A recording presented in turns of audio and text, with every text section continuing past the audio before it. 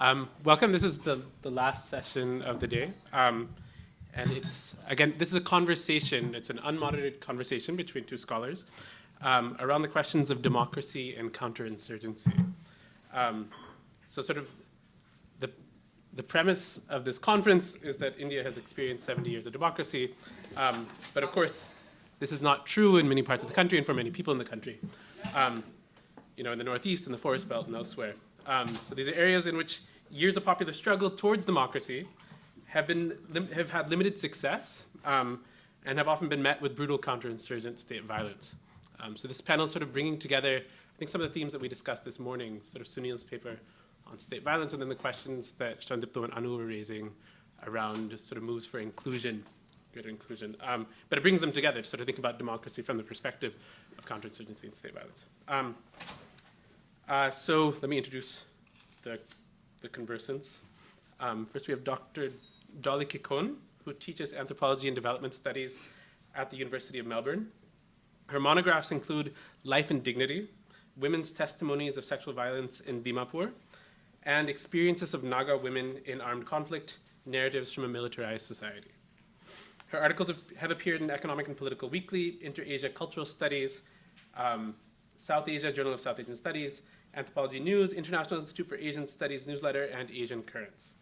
She's contributed chapters and edited book series published by Oxford University Press, Cambridge University Press, Rutledge, Zuban, Chicago University Press, and University of Vienna Press. In addition, her opinion piece has been carried by Open Democracy, Seminar, The Hindu, Times of India, Morung Express, Nagaland Page, Eastern Mirror, Himal, South Asia, Scroll, Kafila, and Riot.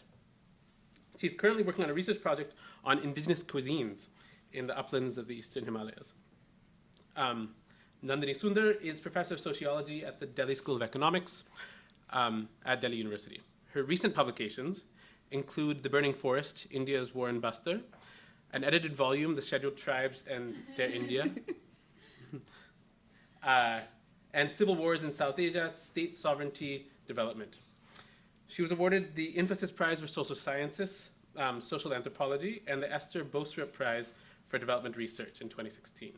And her public writings are available at nandinisundar.blogspot.com. Something that neither of the speakers told me in the bios they sent me, though, was that they both actually have a lot of experience working in sort of legal advocacy. Dr. Kikon is trained as a lawyer, right, and has worked as a legal advocate in these areas, in the Northeast, around questions of land and resource ownership. And Professor Sundar has been involved in political legal advocacy work. She was on the Rules Committee for the Forest Rights Act and brought forward the PIL around the Salva Judum in Chhattisgarh. So something, I don't know, the conversation is going to go in many directions, but I hope this is something they might have the chance to discuss, the fact that they've both been involved in legal work to sort of hold state violence to account through laws passed by the state. And with that, I'll leave it to them. It's going to be a 45-minute discussion, and then there's 5-minute discussion between them, and then 45 minutes Q&A. So, can I go first? Yeah, sure. Okay. So I really like the way in which your work brings in a very new perspective on looking both not just at counterinsurgency, but on the way that the Northeast is traditionally conceptualized both in popular discourse as well as in academic writing. So what are the ways that you would change the writing and the kind of academic field of Northeast studies, including dissolving the area itself as a particular unit? I think there's a need to speak more directly into the mic so we can Okay. hear you. Oh, okay. So, shall I? First of all, thank you so much for this time, Alf. I'm so happy to be here in Oslo. It's my first time, and I think I've read a lot of scholars who are here from my grad school, including your work. And Me too. now I'm also very happy to be here. And so in terms of, because this question is about writing and about Northeast India. I remember I studied in Delhi. So I went to university in Delhi, and it was in the 90s, and there were very, very few things available to read about Northeast India in terms of text. The only things that were coming out were really military records about counterinsurgency. And I think this takes on what Siddharth was saying about the absence of a very particular kind of writing. And being very young, I was very struck by memoirs of army generals, of governors who would then become writers. So every Indian bureaucrat or military official who would come to the Northeast would eventually become a writer. So coming to that frontier and being involved in violence was also a way of becoming a writer about, talking about a very, very dark space, this region. And then it led to another kind of writing, I think, where you found a lot of writing on which were academic writings, but just focused on something called case study, right? And I think if we look at the term case study, I think it has a very sociological origin, but case studies were actually first brought out as prison records. You do case studies either for mental asylums or for the prison, and that's how you maintain notebooks. And so these are all case studies about villages, case studies about tribes, case studies about dances, and there were not much writing. I think one thing that I've really found in terms of writing, and in my own writing that I want to change, talking about the region, is really not talk about the conflict.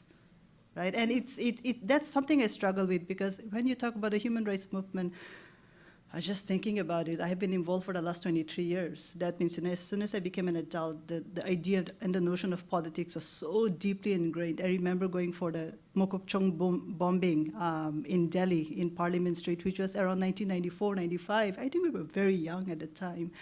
And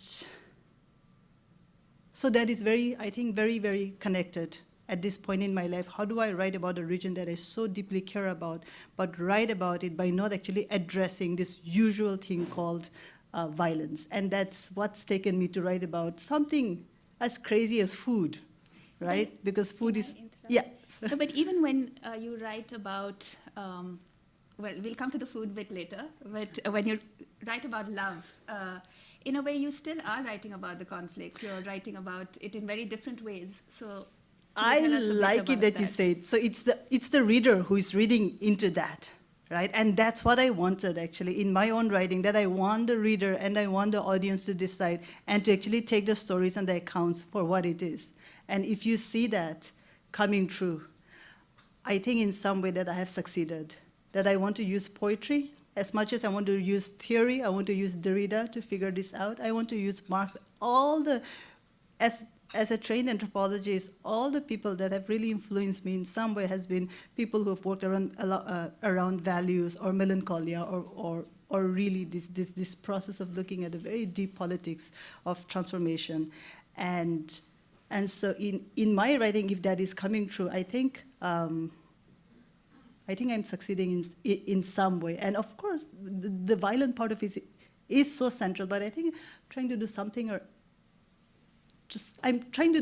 and that is actually push the boundaries of what it is to write in a conflict situation. And I think that's where my chapter on love, for example, that I sent it to you, talks about intimacy, about love. And so today, and this is not a conversation I feel that we are having. I think when Ajay Skari was talking about intimacy and violence, I very much related to that. But in your work on on violence and the family, and yeah. Perhaps, if you tell people a bit about the kinds of case studies and the different kinds of violence that you study in the different, with Alice and with Beth and so on, and also how hard it might be politically to write about these other kinds of non-state family insurgent violence when the overarching context is insurgency and counterinsurgency, both because of what human rights activists, Naga groups, etc., might say about your picking up these issues, as well as how the violence from one arena feeds into other arenas. I love this question, and it takes me to Delhi because all the troublemakers sit in Delhi. And I have a lot of amazing women friends and mentors who are in Delhi. And over the years, I have had conversations with them. They are the ones who took me to the first dharna, right, in Delhi. And so when it comes to my writings on impunity, on sexual violence in the Northeast, it has to do with long conversations I've had with the women's movement based in Delhi, I think, and friends from all over the country. For some reason, whether we like it or not, people do get attracted to come to Delhi and have these conversations. And that's where I have drawn a lot of my inspiration from. I was really struck, before I wrote about sexual violence in Naga society, actually the monograph that I wrote recently, Life and Dignity, I attended this national gathering in Delhi, and it was under this lovely theme called Hum Gunegar Orote. And women from Pakistan came, activists from Pakistan came, and we had this 3 day of just conversations, sitting and talking about what it means to be women in South Asia at that time. Friends from Sri Lanka came, from Bangladesh, Nepal, and we all sat down. So this is really, I would say, a collective voice that comes out, and maybe I'm only a very small agent, right? And I say this because, and this is also in many ways a contradiction, because in the academy we are trained to own things, right? It's mine. Like, this is something I formed, this is a concept that I have. But in a way, I think with this long engagement that I've had with social and political movements across South Asia, it becomes really difficult to say that certain ideas or certain political projects are individual projects. It never is, and we know. I think anytime we say it, we know that we are faking it big time. And so this impunity project, and to do with sexual violence, it was really conversations from the meeting Hum Gunegar Orote that happened in Delhi in 2014. I went back with the courage to actually look at that. And when I was writing about that, a lot of people said, how can you go into your own community, Naga community, and call out people about sexual violence? Because you have to retain that cultural, the cultural sanctity, because it's always against the Indian army and the non-state actors who are the victims. And I think it's the first monograph which talks about sexual violence from really deep within the community and the struggles and the conflicts that's there. And I'm so glad, it's just 83 pages.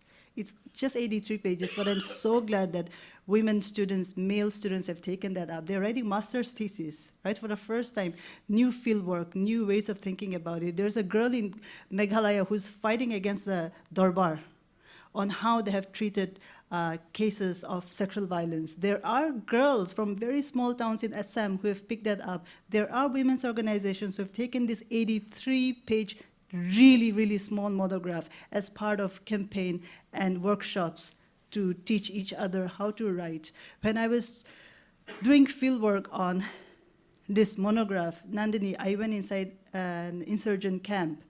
And this was around Dimapur. And let me tell you about Dimapur. Dimapur must be the only city in entire South Asia with a population of 400,000 where there are 2 ceasefire camps, right? It is as militarized can be. And so when I went into one of the ceasefire camps, I spoke to women, and we basically sat down, and we talked about sexual violence, about impunity, and about what they thought about it. And I think I give around 2 pages of their reflections on that. And there was a very interesting conversation about capital punishment, right? And I feel that there's a lot of need to be able to reach out and discuss this, I think, both between state and non-state actors. And I think I'm a really, really small agent in trying to figure this out within the academy, yeah, and also trying to have a larger engagement with that. I think it's a fantastic essay on sexual violence. So she has this chapter on a man who's an insurgent cadre who comes home and rapes his daughter, and how the family deals with that. And then you have this other chapter on a non-Naga woman who's a working class woman who has to deal with her abusive husband. And through that, the kind of space that you make for non-Nagas within Nagaland and how they're imagined within the space of the Naga nationalist movement, as well as your other work on foothills and intermarriages. So in a sense, given that you're operating in a space where people are demanding a separate homeland, to be writing about intermarriages, to be writing about the common problems that non-Naga women and Naga women face in terms of sexual violence, what does that do for you in terms of offering an alternative politics? I mean, clearly you are offering, through your writing, an alternative politics to the current Naga demand? And how would you articulate that? I think at the base of looking at intermarriages, inter-ethnic marriages, which are really frowned upon, and we talk about inter-caste, inter-religion marriages in wider sense of the Indian, context, but again, coming to the Northeast where there's so many ethnic homeland movements, I think what I'm trying to interrogate and hitting back at is really the concept of purity, right? And how that is woven into nationalist struggles, and how we need to go back and we need to reclaim a space of politics where justice, equality, and really this notion of shared future is what we're looking at. And it's quite a difficult project because these are movements that have started since India's independence. And yet to go back at this time would, one, mean looking at what is termed as impure children from inter-ethnic marriages, not knowing where to claim, are they Naga or are they Nepali, are they Bihari or are they Assamese, and what kind of language of politics do they embrace? It becomes really, really important. What do we do about, let's say, Marwari second, third generation scholars from Guwahati? Right? What do we do about a Nepali who's grown up in Nagaland and claim a sense of Naganess? So the notion of Naganess then, the tragedy is that within really these ethnic homeland struggles, what we have been reduced to in terms of understanding politics is really land and territory that is shaped not on geography but on the body. And I think that in itself is the tragedy. What we can do in a way of reshaping and reconceptualizing notions of justice would be to, I think, go back to this very, very difficult terrain once again. And I think that it's not too late. And one of the lenses that we can adopt is really a very honest feminist lens, because at the notion of intermarriages and purity is really the politics of procreation that's there. I think we have seen it from the Rwanda genocide. We have seen it from the India-Pakistan partition narratives that's there. And it happens all the time, any time there's an ethnic cleansing that happens, the first targets, once again, as though it's a really bad tragedy, are women and children, time and again.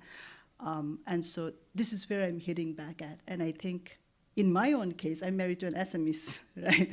And so any positions that I take becomes a really personal one. And I think it's not only me in the academy. I think a lot of friends that I speak to, eventually later in our lives, we go back to projects and we go back to issues that deeply haunt us and that are deeply passionate. And I think it's okay to say it.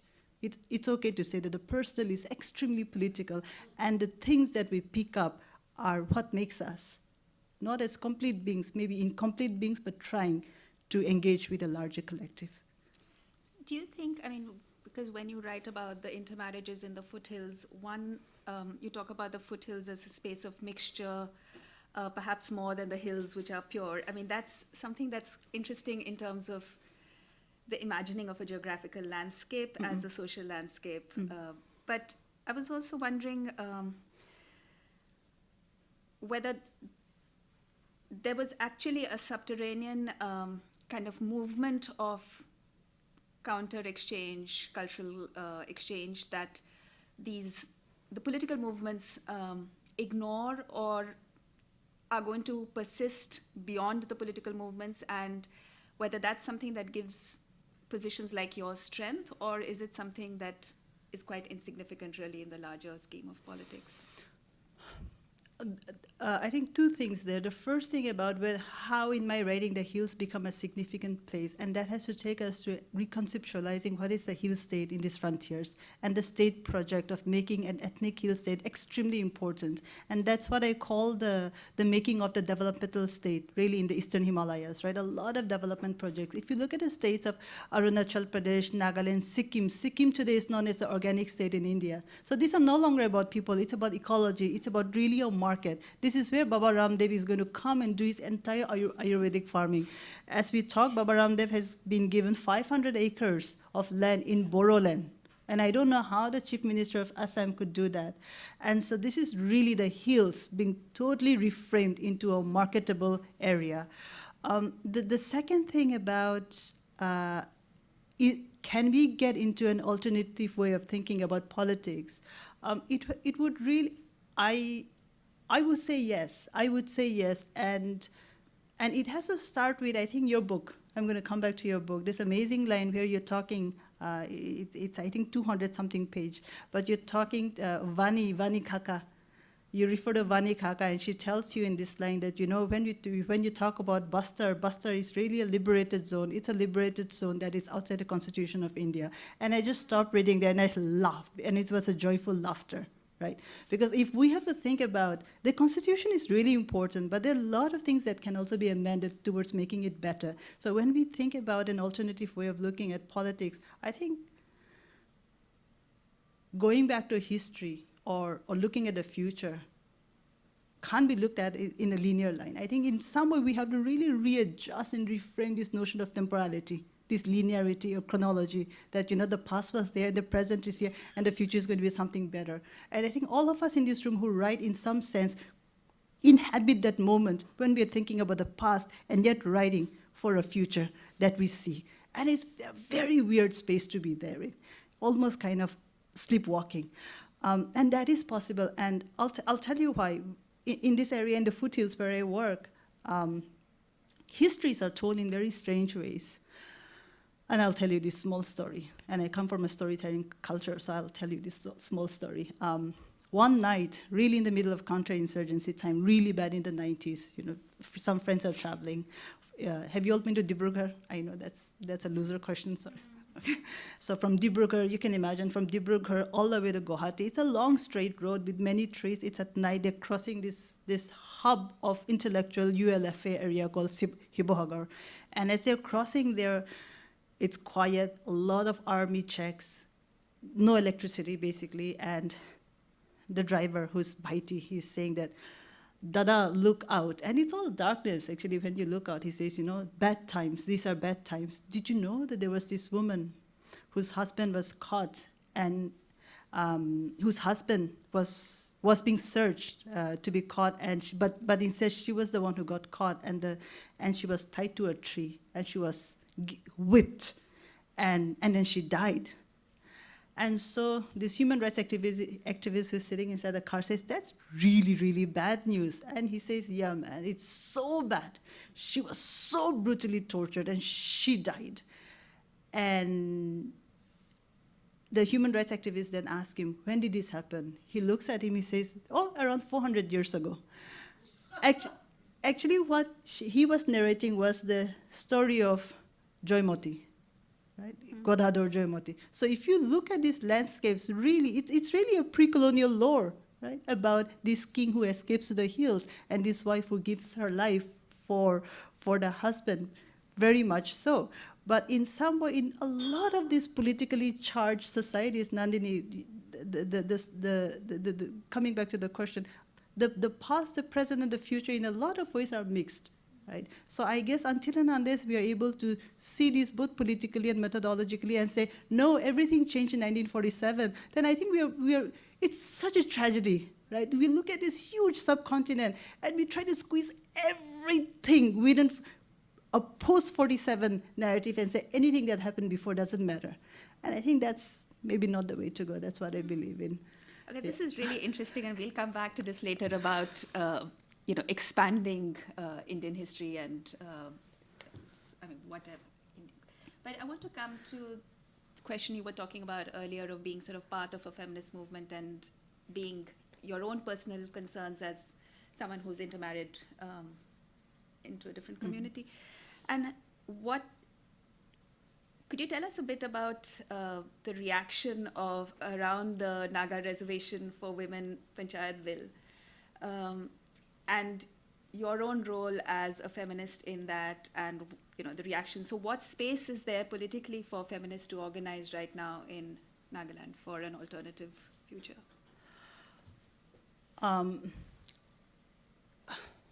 That's a very good question. I think spaces are not there. It has to be fought and it has to be claimed. And Naga society, like any other society, is going through a transformation. And I would yet put it within the larger context of militarization. It's an extremely militarized society. And yet women have really been in the forefront looking after families, of men going away to war. And I'm talking about since the 1930s, 40s, right? Because hang on, the Naga men going away to war is not a post-47 story. It's a First World War story. It starts there. The First World War, the Second World War, and on it goes. So it's a really long history. But in terms of Naga society, the kitchen is really important for us. The kitchen, what is known in Western theory as the public-private sphere, and this really, really deep divide, really might not exist.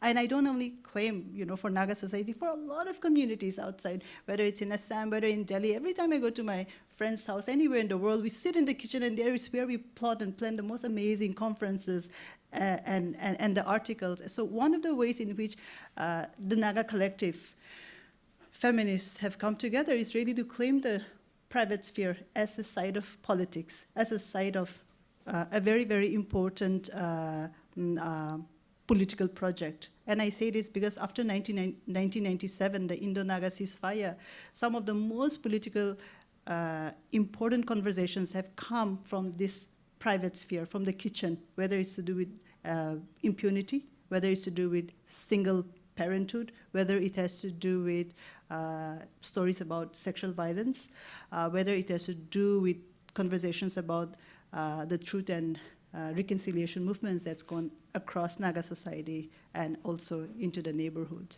And I think it ties very well with my ongoing work on food, right? In terms of, what is the relation with that? And I think my interest in food, in consumption, as a political project emerged from the foothills, because there are a lot of Hindu families, Muslim families, and also Christian families, and yet they have a very, very particular foothill sensibility where they eat together. And I think that's where I found the concept of pathos as a very important way of looking at governance. And I think the concept of pathos is something I deeply engage with, especially in terms of food, in terms of governance, because when I was doing my fieldwork in the foothills of Assam, a lot of plantations workers, especially from the Adivasi community, were going through starvation. So at the same time, they're plucking this fine tea that we drink, but at the same time, they're literally going through starvation and dying. So how do we then understand and conceptualize food governance within this entire larger post-colonial structure? So these were really ramblings that were going in my head, and ever since that time, I've written a couple of pieces. And so right now, in my own work, it's become a very important lens to look at pathos, governance, food, and that's in my way, I guess, looking at Himalayas. And my new fieldwork site is Bhutan. So I was just in Bhutan a few months ago. But isn't this in a way a kind of common feminist sideways move to say that there is, we are carving an alternative space of politics, and so therefore, we really don't need to. But there has been that whole movement recently where people have tried to reclaim the public sphere as well, not just say that there is this but that there is the private sphere in which new kinds of politics are being produced. So given that it met with so much resistance, the idea of having reservation for women in the panchayats and, in local bodies and so on. Surely. Okay, I didn't talk about the public sphere, so I spoke about reclaiming the private sphere, not as private sphere, but as a political sphere, right? So in terms of the public sphere, yeah, I think women have been very visible, but in terms of, I think this is where we need to interrogate interrogate this very, very project about visibility and participation as two very different things, right? So when it comes to visibility, you look at any ethnic gathering. I think that the Republic Day parade in Delhi is a good example as well about visibility, right? That every truck is there, every state is there, very visible. So here I make this very specific point that they have been very visible as very beautiful women with their necklaces, serving tea, ethnic clothing, very pretty. And I think it's really very thin line between what the Indian Armed Forces have claimed a space of like extra promiscuous, extra exotic, sexualized ethnic female bodies, right? And not very different from what these Naga, how can I say, councils, the traditional bodies have also done to ethnic women, making them very, very pretty and placing them out there, but in terms of participation and having the voice, no. So clearly you're right. I think their visibility, one step, but Nandini, you're very right in terms of claiming that public sphere, and it became very dirty during the 33% reservation. Maybe you could just talk a bit about it. Yeah, so what we did during the 33% reservation was that we wore aprons. Three women, we wore aprons, and we were very clear that the apron is a sign of a very modern domestic piece of clothing. We wore aprons and we held a sign and we said, serving Naga men since time immemorial. It's time for gender justice. And we had a signature campaign and it blew out. It just went berserk crazy. So there were councils and there were traditional bodies who said that they would sue us, right? They would like punish us. And so our entire personal beats were actually brought out in the paper, and not that we cared in any way, but this was really a process of introspection as well. And it started thousands of Twitter sites, thousands of Facebook accounts. We got guns as attached files in our mails. I mean, anyway, and I went ahead and I wrote this piece called Reflections of a Naga Feminist. I think that came out in Scroll. Kafila carried it. Some other online groups also carried it. And I think that's where, I think the 33% reservation was good. The debate was good. It really, really broke the lines. It really made the politics very clear that we are out there and we're going to talk about it. And so men came out, women came out. There were public forums discussing about what is feminism. And I think talking about tribal feminism is very important. And like we were saying, as far as, I think in terms of literature in Africa, in terms of customary law is involved, there are some interesting work there. But when it comes to India, when it comes to the customary, when it comes to the tribal, I think there's something quite homogeneous and quite romantic about it. And we need to go back to the traditional councils to see what kind of gender equality, what kind of principles do we follow. Right? Because these are really sites where there's a lot of reification of power, patriarchal power, electoral power, like the ones you have been writing about it. Yeah. Yeah, I mean, that's a kind of very complicated debate because there's also lots which is horrible about the formal legal system which the traditional councils actually address in a better fashion. So in a sense, it would be something that would have to be fought both at the formal legal level as well as locally. Yeah, I agree. I think in terms of the traditional councils, as long as they open it up to women, as long as they say that it's okay for women to participate, it's okay for women to become members, it's okay for women to have inheritance rights, it's okay for women to have child custodial rights, it's okay for women to be single mothers, it's okay for women to bring cases of rape and sexual violence to traditional courts, right? So as far as they open it up to really this framework of gender justice and participation, they should be there. But as it is now, it's deeply, deeply problematic. What you tell us a bit about your writing and who you write for, how that changes the way you write, especially because you're raising all these controversial issues which will be read both by people in Nagaland and academics elsewhere who are not politically and personally invested in it in the same way. So how do you straddle these different worlds of writing? You know, I struggle with writing. I don't come from a family who writes at all. And academia is very new for me. I had a whole life before I came to the academy. So if you look at me, I'm really not a career academic who finished PhD at 22, right? I had a law background. I became a full-time activist. I went to grad school very late. I was sitting with kids in the class, right, who were so articulate. And one of the things that I realized was that, oh my God, being articulate means that there is also a dark side to it, because what the academy teaches us, and I was trained in North America, I'll be very specific, what the academy does teach us is to be addicted to our own voice. Yeah. Right, that we sound so smart, and I call it the curse of articulation. Right? And as much as we tell, and because I straddle, and I've seen a lot of my friends are very good lawyers, I see the world of of law, and I see the world of academia as well, and I say, oh my God, what's happened to us? The most intelligent and the most articulate people are here, and what we have done is we have literally stopped listening, right? So as much as academics, we tell lawyers, we're worse off, right? If we are able to give a 3-hour seminar non-stop, I think that means we're really addicted to talking, right? We need to go through this period of de-addiction as well. And there has to be some kind of honesty in this reflection. Anyway, so there was something on the side, a footnote, okay. So in terms of learning, in terms of writing, learning how to write was such a difficult process for me. For the longest time, people told me I couldn't write. And it was really a struggle, and it's very different than to come from a family, to sit at a table every evening and talk about very intellectual stuff, right? It's very different to really come from a family with no writing and a very, very different social and economic background, and then to learn how to write. And I guess I really value the struggles that I still, when I look at a blank paper, I have no idea what's going to come out. And it's been friends who have been very generous and kind and who have told me that, it's okay, we struggle. We came from very good families. Our grandfathers were doctors, and, my father is a scientist, and I went to a private school, but even I struggled to write. I think that kind of honesty gave me the courage to think that people do struggle with writing in the academy. And I feel that this is something that I've really honestly, I feel, in my own vulnerability, engaged with the struggles of writing.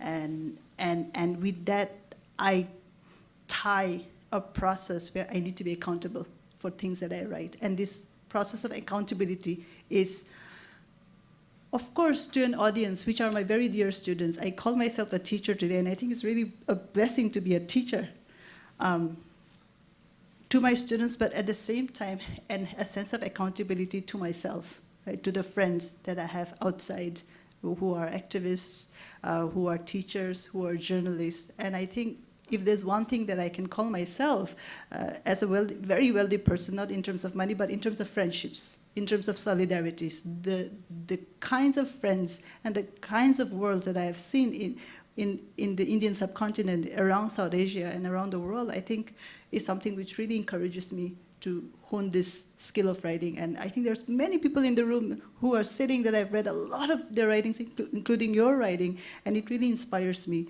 to hope that I can write better. Yeah, I'm not yet there. Who is? I mean, nobody would, I think that they're in terms of writing. Yeah.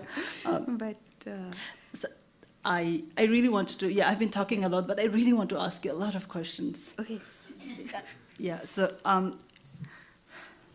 I carried this book from Delhi to Melbourne because I think Alf and we have been writing very early on, and I gave my dates for this meeting when I knew that Nandini would be coming.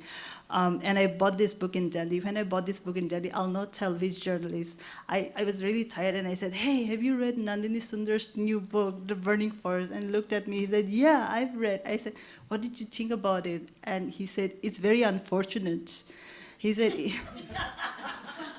it's very unfortunate that an academic had to write it. It was a job of a journalist to do it. She went out,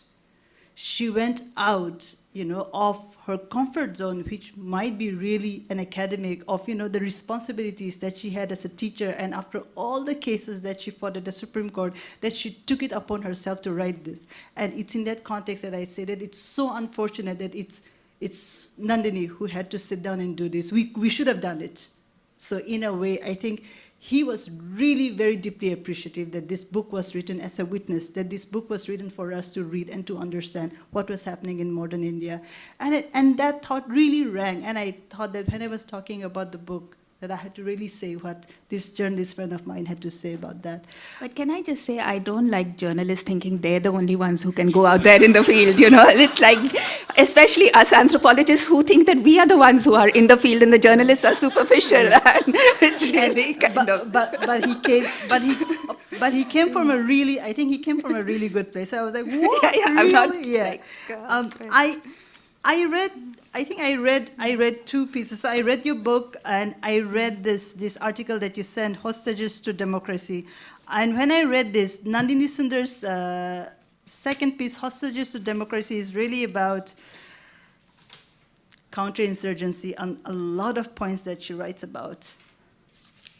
The debate over Indian democracy, violence and democracy, the dangers of democracy in India, welfare as an instrument of counterinsurgency, elections as instruments of counterinsurgency, and finally, accountability and democracy. And I wish you could read that.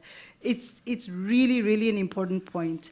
And this is something that you write about Chhattisgarh and you write about India, in general, but this is something that we have really seen in Northeast India as well. And I say that because in my own family, I think we are, like I was sharing with you, we are stuck forever with this thing called Indian election, because the name of my middle sister is Thangjano in Lotha, and Thangjano means the victorious one.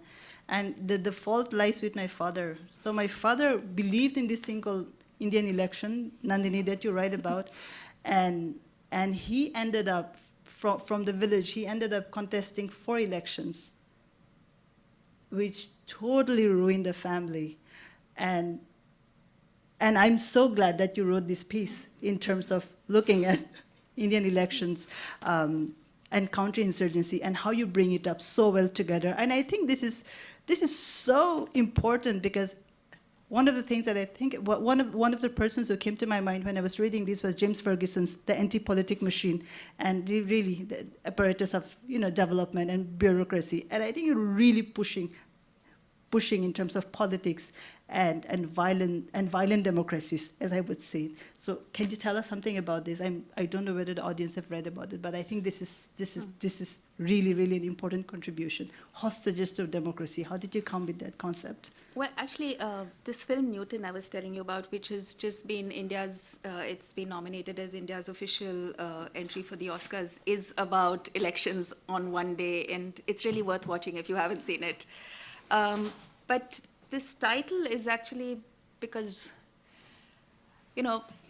I was actually at a book release 2 days before coming, where this was a book about those Italian journalists who were kidnapped in Bastar in Odisha in 2012, and the book was about the family of the guys who were kidnapped. And I'm very sad that Italian journalists were kidnapped. I mean, Italians were kidnapped, or anybody is kidnapped. I don't support kidnaps as such or at all. But Thanks for saying that. No, but the fact is that every day, not every day, but so many people are just being kidnapped by the police forces and shown as surrendered. And so there really are hostages to this idea that, they are surrendered people. And this friend of mine, Podium Panda, who I thank in my acknowledgements, and at that time he was underground, but in April this year he was picked up from his village and shown as surrendered and tortured. And so his wife filed a habeas corpus for him, and he was brought to court and surrounded by police. And obviously he could say nothing else but that he had surrendered. And he's now in police custody. And unlike an arrest where you can actually, there's a legal process that you can follow to then get the person out. If somebody has surrendered, there is no legal process at all, because they are voluntarily there living with the police. And now who would want to leave their family and just go off and live with their next best friend, the police? But that's the way that, according to the police, hundreds of people in this country have suddenly developed great love for the police. So this idea that, democracy at large is something that we can't, it sounds good, like surrenders, it's better than being encountered or arrested, but at the same time, it's even more of a problem because we don't know how to officially find a way of saying that what we have now is not democracy. It's much harder when you have something that's positive sounding to reject and to find problems with.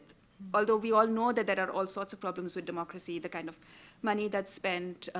And one of the things that Siddharth sort of didn't mention is that, although it was sort of implicitly there, was that, which he himself had written about, was that Modi's spend in 2014 was just on advertising was more than, Trump spent in the whole election.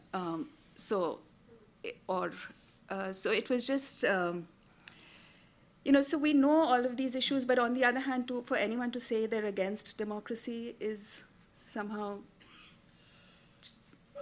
I mean, so then what are you for if not this? So it's, I mean, that's why really this essay was written, to sort of think through some of those problems. And if I may still linger on this wonderful article, one of the key issues that you're tackling with and you focus on is actually the Adivasi scheduled tribe issue about poverty, dispossession, and their experiences of counterinsurgency. And you allude to it, and it doesn't really come out in the paper, but I'd really like to hear this from you. I think it comes out in the book very well. It has to do with resource wars, right? The future of mining, the mining leases which are given to actually people who are funding elections. And so the nexus is quite clear, it's very clear. So what is, how would you see this, the future of land and the future of resources in the areas where you work around Chhattisgarh? Is it really bleak, or is there any kind of politics that will come up in terms of the collective? So I think in the way that you talk about all the things that the official focus on counterinsurgency conceals, which is violence within the family, violence, one of the things that this whole discourse of resource theft and insurgency conceals is the kind of everyday fashion in which people's livelihoods are being taken away. So there's huge migration from all of these areas, which makes it both harder for one to imagine any kind of alternative legal. So if you look at the sort of official provisions within the Constitution for Adivasi rights, there are things like PESA or Forest Rights Act, which are all predicated on the notion of a community being there to manage. But if the community is not there, everybody's gone to Bombay or Delhi or somewhere else to work, then there's very little management happening, as well as, even for the Maoists, there's nobody left to recruit because everybody's pushed off. So that, I think, is one huge issue that is, in a way, not being talked about, the trafficking, the migration from all these areas, because the emphasis is so much on these large-scale dispossessions, which are there. I mean, I'm not saying that they're not there, and they are, they're visible in some places, people are resisting. But what I worry more about is the sort of insidious dispossession. I think one, coming back to you. Which is also happening in, both into Nagaland, people are coming as well as people leaving a lot, right? From Manipur, especially, huge, yeah. And I think my last project was looking at that in terms of internal indigenous, tribal migration all over India, and what does it say about this image of neoliberal India, and this global image where a lot of people who look like they're from the Himalayas are there as global servers of a very particular kind of consumption. But I think coming back to your book, I have some questions, and since we are talking about resources, I have a couple of questions about the book that you write so beautifully, and I just very, very much want to read the epilogue, if it's okay with the audience. May I read some parts of that? Okay. Yeah. So this is how Nandini ends her book. It's called A New Compact. In the novel Atonement, the protagonist cannot endure the unbearable sadness of what actually happened, so she decides to write an alternative happy ending. Like her, in my other story, I see the forested hills of Bastar around me with no sign of a paramilitary camp. The jungle has grown over to cover the scars. Following a change of government, there was an accord, and all those responsible for mass crimes were put in jail. A new constitution gave all people the right to decide how they wanted their resources to be used. Eminent domain, under which the government claimed ownership of all land, was banished forever.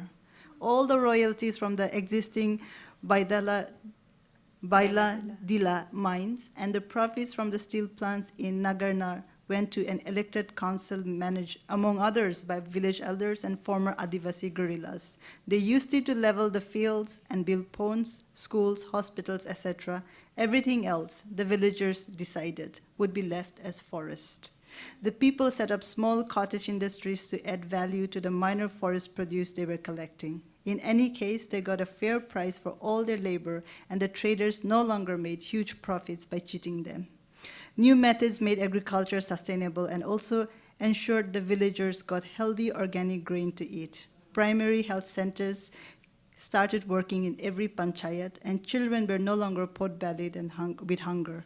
No one was landless. No one migrated for labor.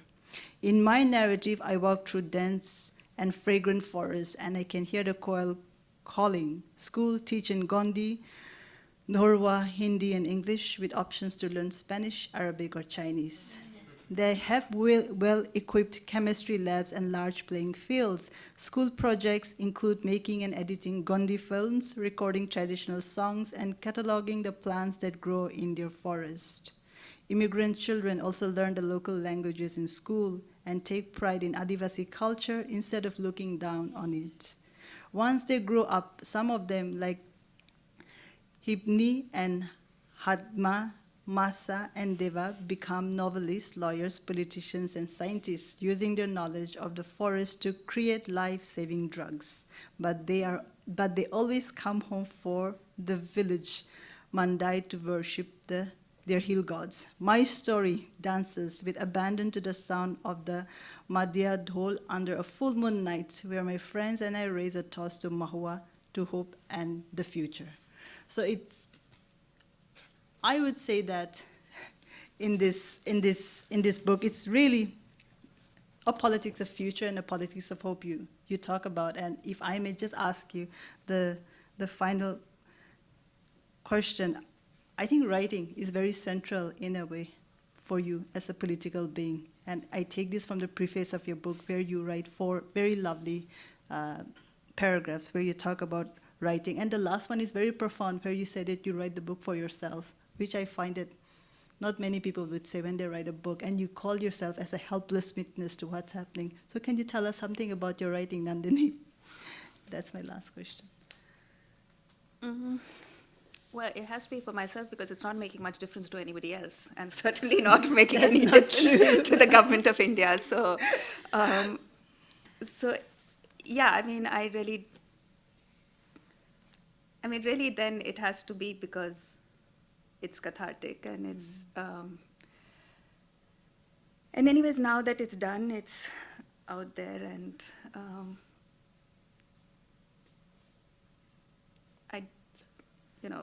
there's not much hope till the Modi government goes.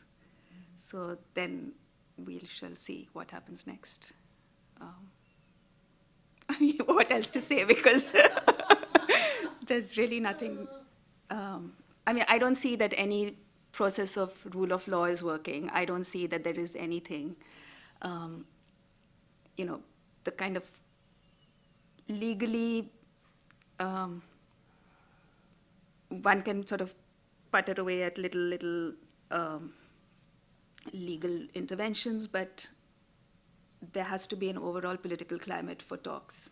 And I think that in a way comes back to the role that there needs to be all over the country for people to frame alternative imaginations of peace. And for that, we really need to have these, as you said, feminist cross-casting solidarities, other kinds of solidarities, that we don't have a peace movement in the country at all. I mean, there's always been ambivalence about violence because it's been either revolutionary violence or it's been nationalist violence or there's been other kinds of violence, and there's never been the same kind of constituency for just having peace as the starting point and then working out democratic alternatives on the basis of peace. And I think that possibly there has to be some kind of long-term movement for that. But thank you for writing this book. Thank you for reading it. Yeah. So, yeah.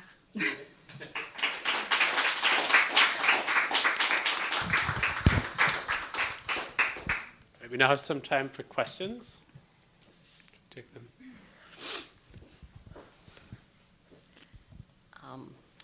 Well, my question is to Dolly, but I just want to say that, that entire conversation, it was really, really insightful, and the latter part of it about Chhattisgarh, Bastar was very, very moving. I mean, I can't remember having felt moved in an academic kind of setting for a very long time. So thank you, Nandini, for the book and all the work that you do. So, yeah. So what I wanted to ask you, Dolly, was that, when, we've seen the triple talaq debate and the debates around that. So, when you talk about 33% reservation, or when you think about that, I mean, I remember that, what do you think of the tendency to completely, even of outside commentators, to erase the, when you talk about Naga opinion, then to just erase the opinion of Naga women, or the fact that there is a Naga women's movement that is demanding something. The instance in my mind was around the time that debate was happening, a rather kind of instrumental kind of piece that came out in the Scroll, where a journalist wrote about the Naga, agitation against 33% reservation, to say that means, on the basis of that uniform civil code is not a real possibility in India ever. Now, I would agree about uniform civil code, fine. But the thing is that,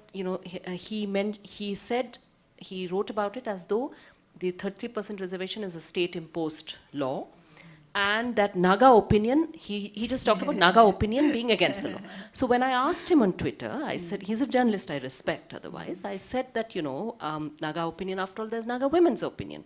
So why not at least, how come there's no mention of the fact that there are Naga women's movements agitating for this? So it's not just the state, it's not just the state and a state-imposed law and Naga opinion here. He just wouldn't see it at all. It was just a complete refusal. He said, I'm not writing a thesis. I said, yeah, but you're writing a journalistic piece. So how do you see that? Does that happen a lot? Or does that happen inside, in Nagaland, inside, the movement also? Shall I take, or shall we take a couple?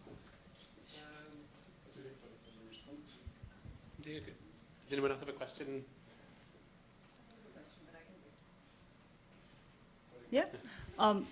Thank you for the question, and it reminds me. I was in Queensland. I was around the Great Barrier Reef 2 weeks ago, looking at the Adani mining and trying to take over indigenous land, Central Australia, for coal mining, and there's a huge resistance. And I was sitting with indigenous elders, and one of the stories that came up, because what you say, Kavita, is really not limited to Nagas. It's a universal story. Of really the violence and the contestations, the most contested debates really within each community. An indigenous elder told us this story that when the trees, it goes something like this: when the axe came to the forest, right? When the woodcutter came to the forest with an axe, the tree said that the handle is one of us.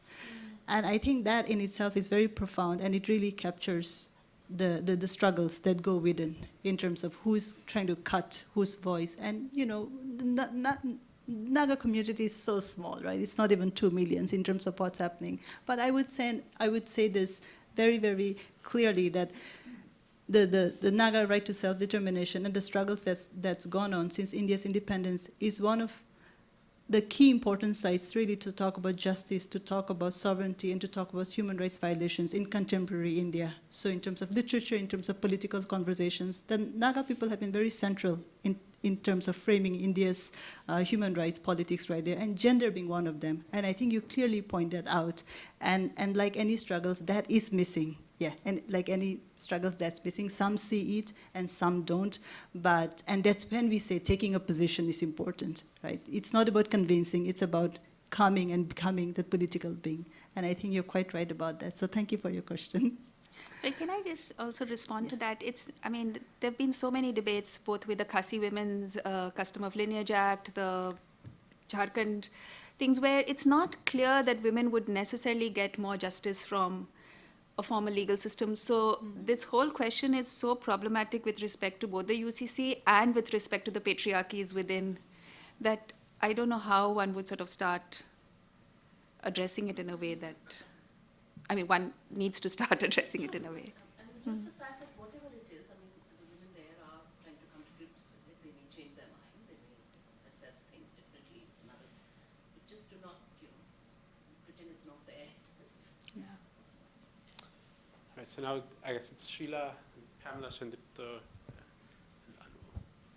Okay. So lots of questions, so I'll be quick and brief. Thank you so much, I really enjoyed that. My question is also to Dolly. I just wondered if you could say a little bit more about the relationship between political violence and sexual violence, and also, well, and by sexual violence, I mean really at the scale of the intimate and the everyday, and also how that work has been received. I mean, you suggested that it's actually spurning a lot of interest, but have you, I mean, I presume it's also been very difficult for a community to receive that kind of work. I mean, it's also something I explored when I looked at the Naxalite movement, and I was looking at it 30 years later, and it was really difficult for, you know, women to talk about their comrades as being sexual aggressors. So I just, yeah.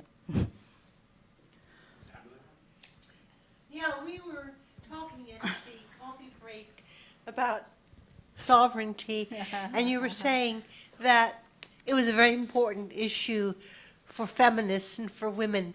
And I was wondering if you would elaborate on that. Okay.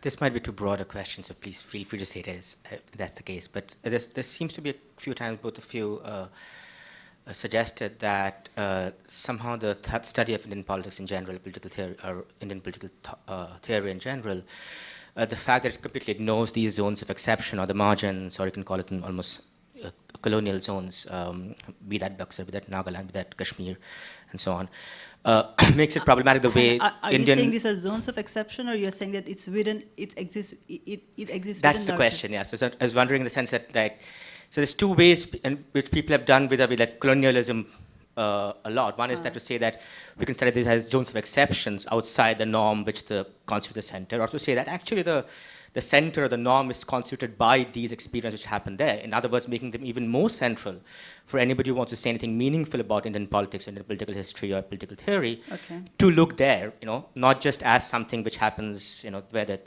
norm gets cut off or something in the margin, but something which actually constitutes what happens within. So I was just wondering whether you guys had some thought on that. Should we leave it there? You can answer these Yeah, three questions then. Nandini, you go ahead with this. Well, I'll just go with Sandeep's question. The other stuff is Sheila's history. Yeah. Yeah, well, I think both. I mean, in a sense, clearly, as the state overall is getting more militarized, then what some people think of as zones of exception are really enfolded into the normal everyday. And in fact, the fact that, you know, AK Gopala and all those PD provisions, all of that have always been there, and through the Constituent Assembly means that these were never disconnected in the first place. So I think there's that one needs to think of the Indian state in a different way, Indian history in a different way, but also just think of, I mean, because the history of the Northeast is done so much through counterinsurgency, and, you know, it's now that Dolly and others are beginning to work on completely new things like food or love or etc. That we don't. I mean, if I put together a textbook on food in, you know, for instance, there's this book that I just read on food in Indian history, which doesn't have anything on the Northeast. So all of that also needs to happen because there's all sorts of other stuff, other kinds of histories, other cross-border movements, which just are not studied. So I think that's, I mean, both. And you know that as well. Thank you. Yeah. So these I have three questions, and they're all interrelated. One has to do with violence, sexual violence, and whether there's a distinction. I think it all comes within. Sexual violence is political violence if the body is seen, you know, as a political site, and so there's no two way about it. And that's why what we want at the end is really a form of justice. And I think it's a process. And you very rightly put it that it's not easy for people to talk about it. And we start talking about it as a collective by working towards trust. And that is really a political trust. And women who share with us, and men as well, and boys who share with us stories of sexual violence, they do it from a place once they begin trusting us with their stories and how we tell it. And so if I'm telling that monograph story here in Oslo, I feel that this is a safe space in a way to understand of a shared sense of politics, and that's very important and key to it. And that relates to the question about sovereignty. Sovereignty is so central to understanding it. And I think when we look at societies in the Northeast who have dealt with armed struggle and social movements for a long time, the issue of sovereignty has been key and central to it. And here, I think we need to re-examine what we mean by sovereignty or the sovereign. These are multiple sovereigns. We pay tax to many groups, right?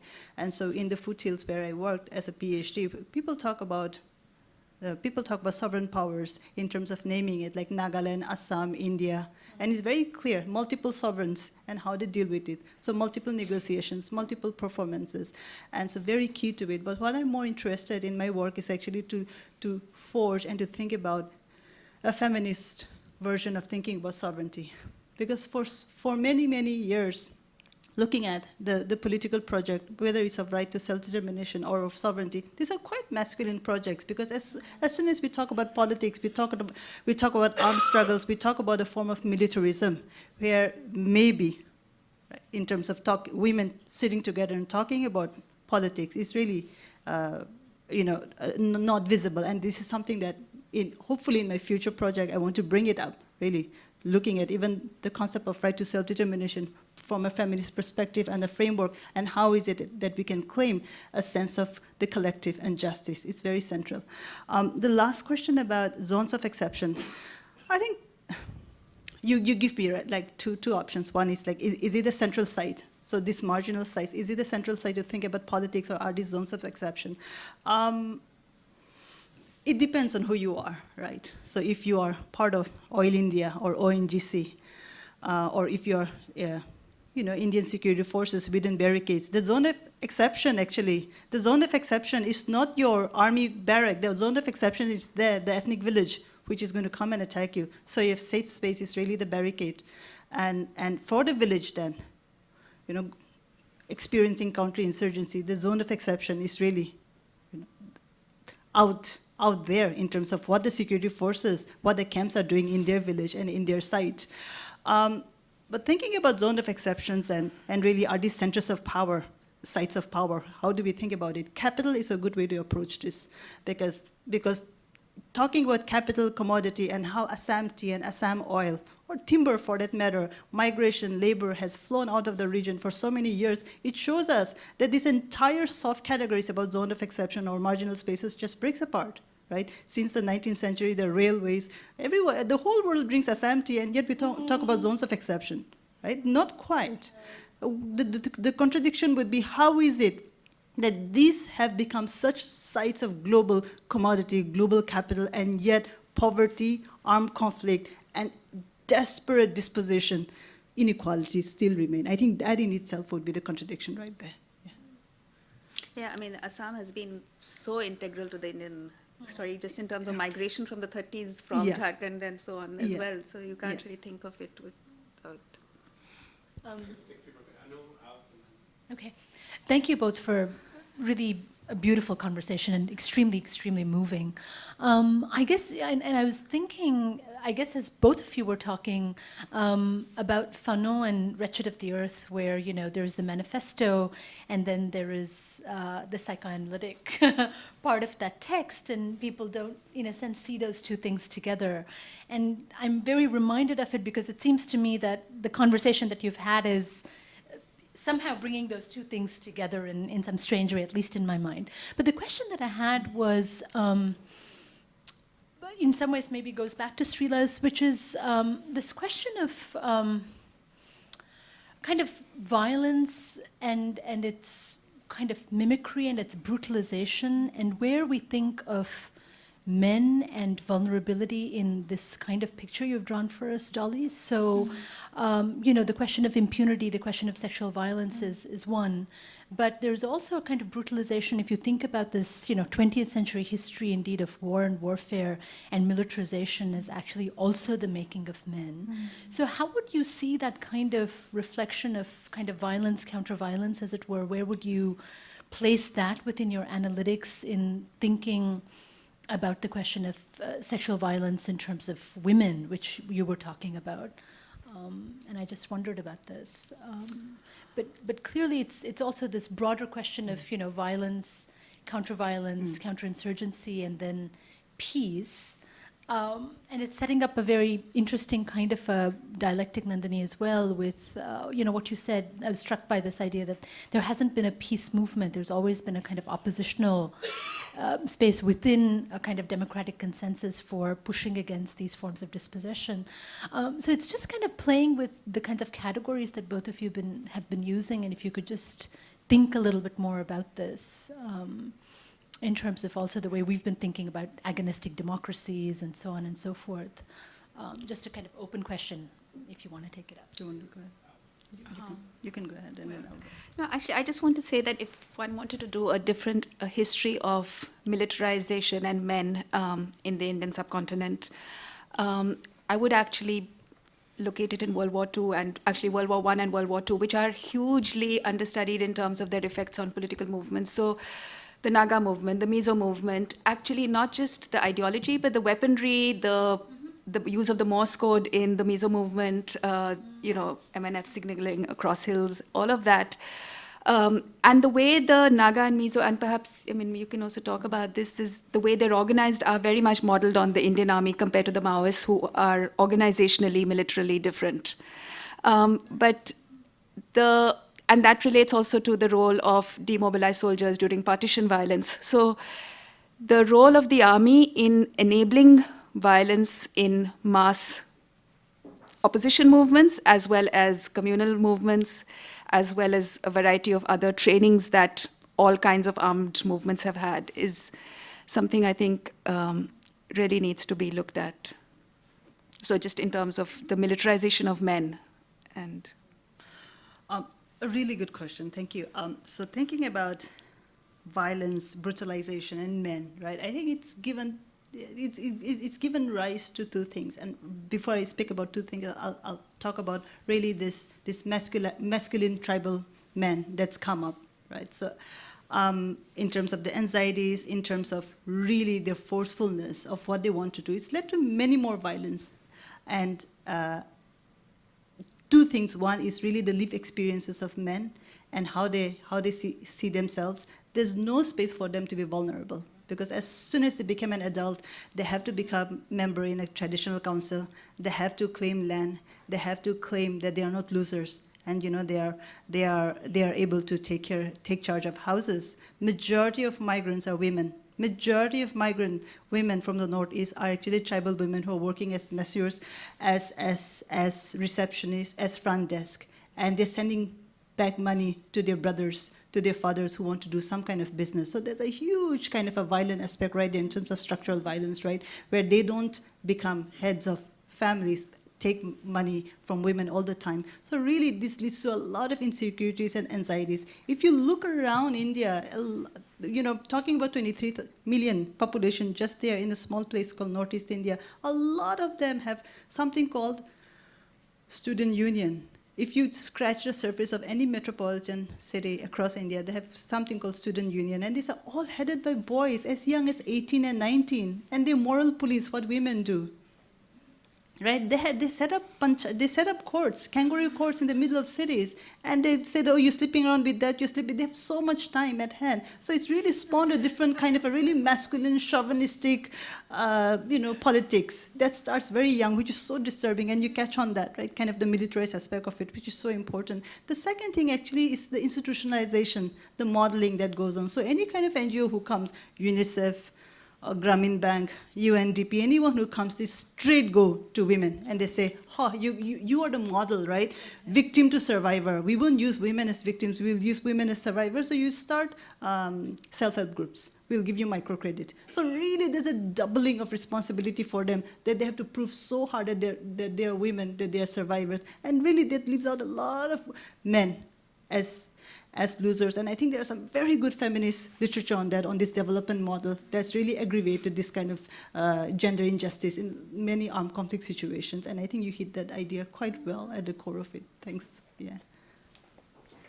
Okay, thanks both. I have a question that goes back to the start of today's program, really. And I'm sort of thinking that the violence that especially Sunil discussed as being constitutive of the making of the Republic, if you will, seems to still be so defining of the workings of the state in both the areas where you worked and that you've talked about. So my question then becomes, does the democracy that we're discussing here over these 2 days, even down to its, even most minimal provisions in terms of, let's say, civil liberties, have anything to offer for a potential politics of hope for the future in your respective areas? Do you want to go first? You go first.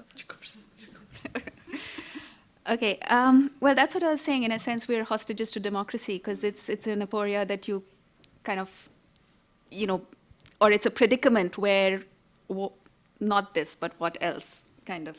So clearly, yes, a more ideal democracy where money didn't matter, where people actually, parties were reflecting particular ideological positions instead of just, so all of that, but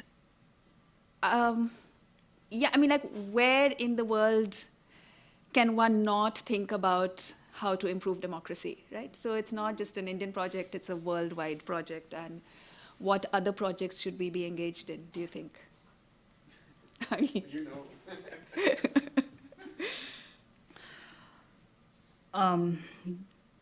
India at 70, so in regard to this conversation we're having right now in Oslo, you mean, or the larger? No, I'm thinking, what I'm thinking is that in a space, in Uh-huh. a sense, where democracy is in many ways so absent, where the workings of the state are so coercive, so violent, where you in a sense see the limits of the limits to democratic legality even, drawn so clearly. Does it make any sense to draw resources, of various kinds from that democracy in order to try and craft an alternative future? It does. There's no question about it. If you look at all the people struggle in the subcontinent, I think, and I would say that the Naga movement is one of the oldest, and the fact that I'm a product of that. I was born in the middle of the conflict, and I remain so hopeful, and I remain so joyful, because in the darkest of times, around South Asia, we have been able to talk about a politics of hope and a politics of solidarity.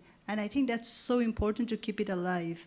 As much as times are dark, we work around ideals of justice, and the Naga ceasefire started in 1997, Alf. It's 20 years, and it's a long time when people have given up. A lot of seniors have given up hope. A lot of them have become alcoholics. Many have died. Many have disappeared. Many have just retired and said, okay, that's it, we can't do this anymore. And yet at this time, what do we tell? What do we tell young people? What do we tell old people? I think it's not only in terms of looking at the subcontinent, all over globally. I have students who are extremely, at 19, they've given up hope. At 20, they're cynics, right? And as teachers, we encounter such students. And I think in what ways then the politics that we believe in, that our political projects can resonate both inside the classroom and outside the classroom. I think these are really important questions that I often think with. When people say that, not like the Vietnam War, when my parents were part of, maybe not the 3,000 people rally in Assam that took place, maybe 20 of us gathering, that's good enough to start a political conversation. And I think it's important. It's important to really talk about a politics of hope. That with the assassination, murder of Gauri Lankesh, we have a voice to talk about her, even in Kohima or in Mokokchung. That when something happens in Jinnaboto, people from Chhattisgarh have the right to say that this is wrong. And that small voice, what is called small, that it still rings, is extremely important. Students from Assam, when they finish their MA, they want to go to Kashmir, and I see this as a politics of hope. People from Kerala come to Nagaland. People from Chennai, they come for political tours to Assam. And I think it's where we look at that we find the joy of a politics of solidarity and hope. And I think we need to keep talking about it. We shouldn't let anyone tell us that it's not possible. And so when I read Nandini Sundar's, I think, dedication that this book was for everyone who hate the arrogance of the, what did you write? This book is for everyone who hate the arrogance and the violence of the Indian state. I smiled, and then I focused on the word hate, and I said, I will not give the Indian state that luxury, because hate requires a lot of energy, right? it's a very powerful passion, and it requires a lot of energy to give that to the Indian state. No, in fact, I'll be joyful in the politics that I do, and I think joy is a better way for me, but I know where you're coming from, so I respect that. So yeah, I'm very But hopeful. add other things too, not just hate. Yeah, yeah. Read the whole thing, Dolly. Don't. We take the next few questions together for time. So here's Yeah, I have a small question to this very interesting conversation. In a way, you're talking about obvious paradox. In a way, you're talking about silent alternative voices, which are not very visible in the public. But on the other side, the discourses you're talking about, the sexualized discourses about impurity and other related themes, like, for example, rape and things like that, taps into the most central political public discourses these days, which fuels the discourses, paranoid and frightened discourses about the other, whether they are Muslim, whether they are, for example, Bengali migrant workers in Kerala, or whether they are Muslims in Norway or Germany, just to talk about the Frankfurter case. I just want you to say something about that obvious paradox. It's like silent, but very public at the same time. Maybe it's the very way it's talked about that marks the difference.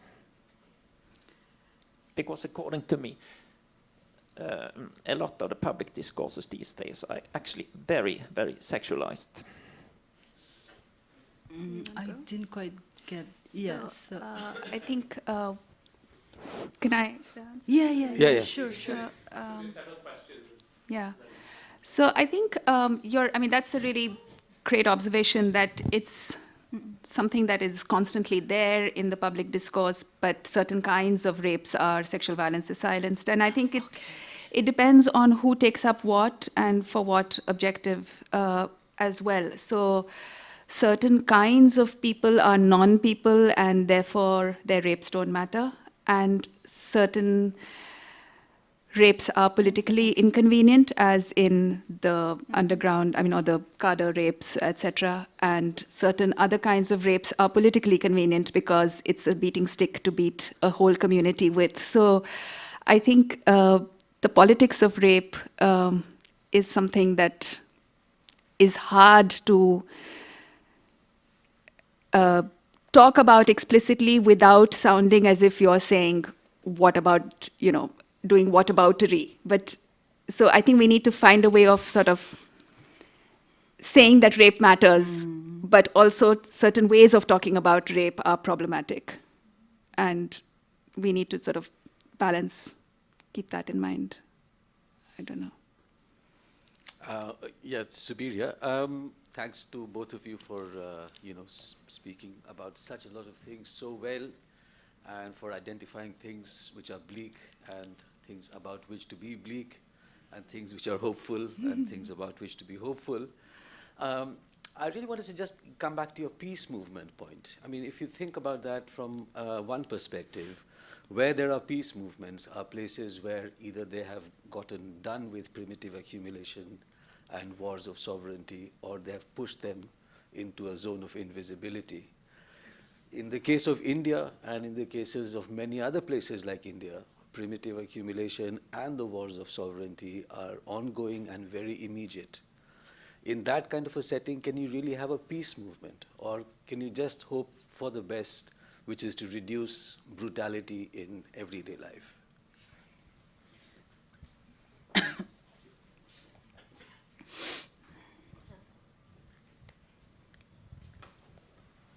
I guess this is sort of a similar, well, maybe not.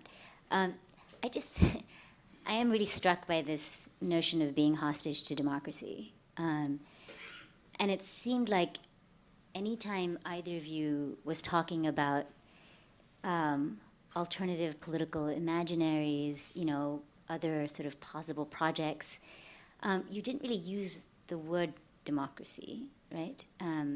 Dolly, you used hope. You talked about peace, and I think that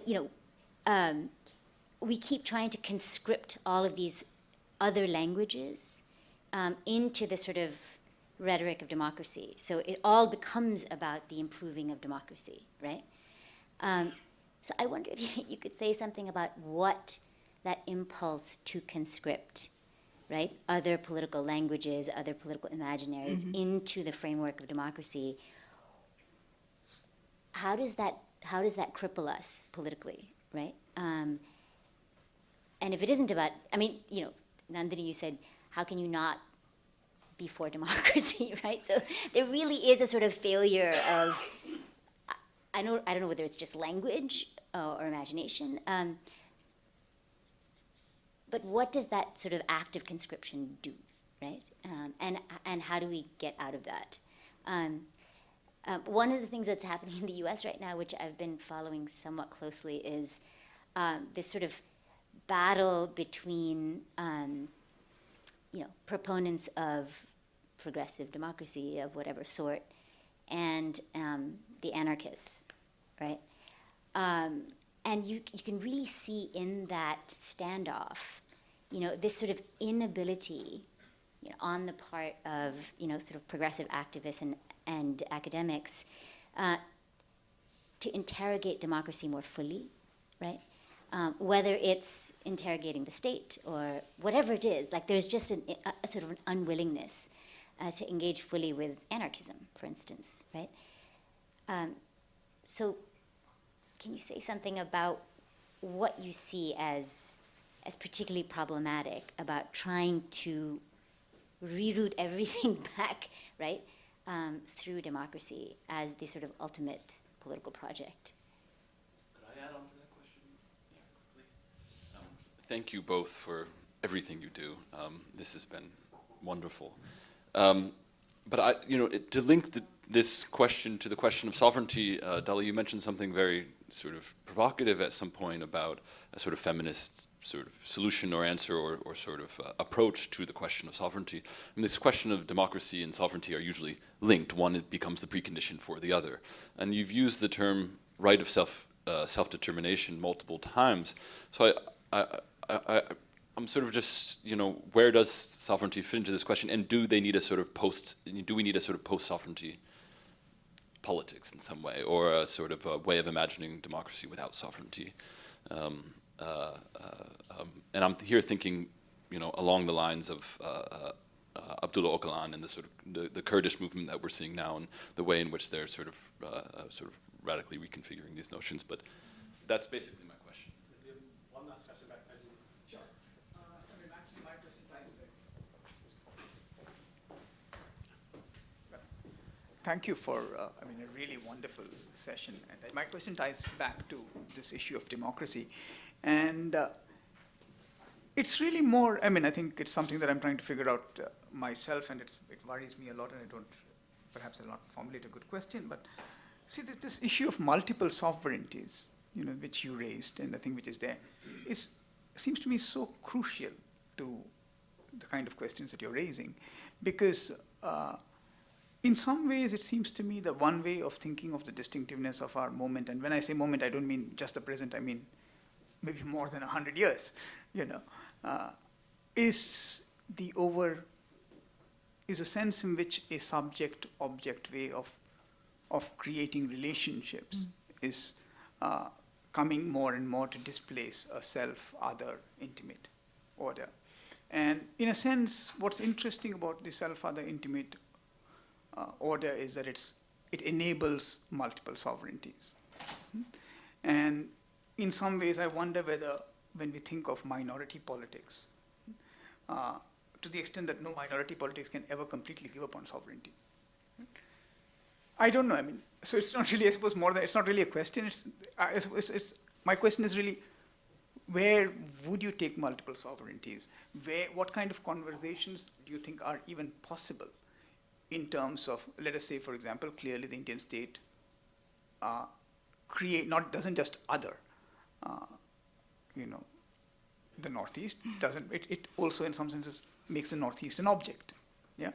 And these are two different phenomena, overlapping phenomena, but two different phenomena.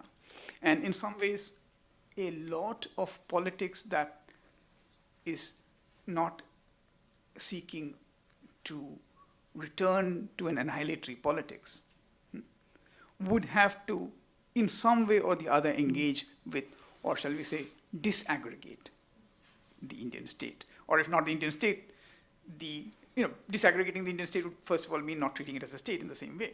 Right? So I suppose that's the place where I'm asking, what would a politics of multiple sovereignty involve?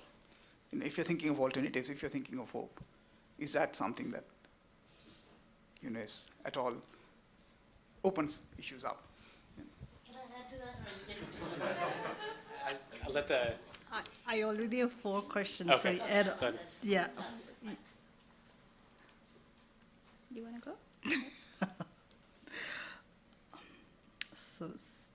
So first about sexual violence and what kinds of sexual violence become visible and what doesn't become visible. I think a good example would be the 2006 Truth and Reconciliation Commission that was set up in Nepal after 10 years of insurgency, because at the core of it was to recognize rape as a crime against humanity, but there was a statute, there was a procedural defect to that, because it said any cases of rape should be reported 35 days within that violent action. And also within the Truth and Reconciliation setup in Nepal, they said that the focus would be on forgiveness, on reconciliation. And so I think it's really looking at mechanisms, institutions that we're looking at this kind of sexual violence.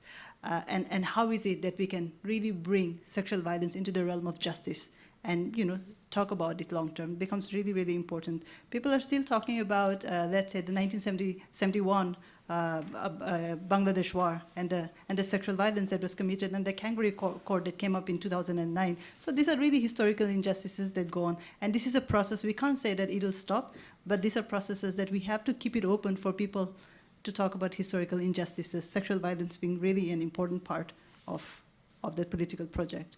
The second one has to do with peace movements and how do we talk about people's movement in the middle of violence. Someone asked about peace movement. Who was that? Sudhir. Yeah. How do we talk about peace movements? Well, peace is very central to movements or to the history of counterinsurgency. So we can't just relegate the work of peace to people's movements and to people who are on the ground. It's really, I think, since 1993, when the government of India set up the human rights commissions all over the state, and the Indian Army took over the language of human rights to say that we will teach you human rights, and made human rights and peace in itself a counterinsurgency tool, an instrument. We see a huge division right there. Today, it's really not the people, but it's the Assam police and the Assam Rifles who call themselves the Friends of the Hill people. I think that in itself is very powerful to see where peace is going. I think for those of us who have been in the civil and political rights movement, there's no two ways about it. I think we are not naive to understand that peace is really, a Lala word that's there. It's very, very rife. When we talk about peace among communities who have experienced ethnic cleansing, these are really like new generations of kids who are not willing to forgive, whether it's the Naga Kuki, whether it's the Santali, Boro, and it's extremely difficult. So we have to, I feel, start from the place where peace is the most difficult thing. It's almost kind of an impossible utopia that we have to achieve in some way, right? But then by working towards it, the process in itself is a political process of understanding. And the only thing that we have is really this shared humanity of a political understanding towards justice. And I feel that that's really, really important. It's really humbling, I would say, to really be part of collectives to look at how people are trying to find peace and how they break down. Students in Assam, where I teach, and I'm a visiting faculty, not being able to go home to Manipur for 3-4 months because there's a blockade, and they're trying to read, and trying to find peace to forgive their roommate who is from a different ethnic community who's burning their village. I think that is really when we look at peace, raw peace in itself, and try to understand that. Yeah. The third one has to do with other political languages and imaginations. I think, Ajanta, that's something that I often think about, and English is not my first language. And I say that I speak Lothai, I speak Assamese, I speak Nagamese, I speak many other languages. And one of the challenges that I've had in understanding theory in English was really to look up meanings Democracy, I don't even know whether there's an English word, maybe it's from Greek, whether it's coming from somewhere, and how we have taken it for granted that it's an English word and we need to be attached to it. Maybe in 100 years we'll find a better term. Maybe we'll find a word called oko. Oko in my language means the collective. Maybe it will be a collective vision. Maybe it will be some kind of socialism, not to shy away from those terms. So it becomes really important. One of the things that I do as a teacher, as a non-native English speaker, is that whenever I start a class and I'm teaching some really, really difficult concepts, which I myself grapple with at times, and I have an international student group. They come from Cambodia, they come from Vietnam, they come from Bangladesh, and I see the way they struggle, because I struggled like that in grad school as well, with a lot of pretentious students who thought that English was really, right, their language since time immemorial. We do an exercise. We write the English word for democracy, let's say, for example, and we try to translate that in all the languages we speak. And what kind of vision and what kind of opening does it give us? And I think that in itself, for me, has been a very powerful tool to work towards a concrete future in terms of the abstractions and the confusions that we have. So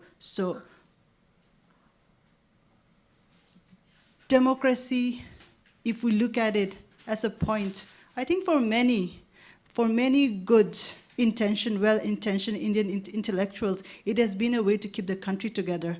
But for a lot of well-intentioned revolutionaries, for the longest time, it's also been a process to see that India realizes that a lot of regions that it's held on, that it's occupied, should be made free.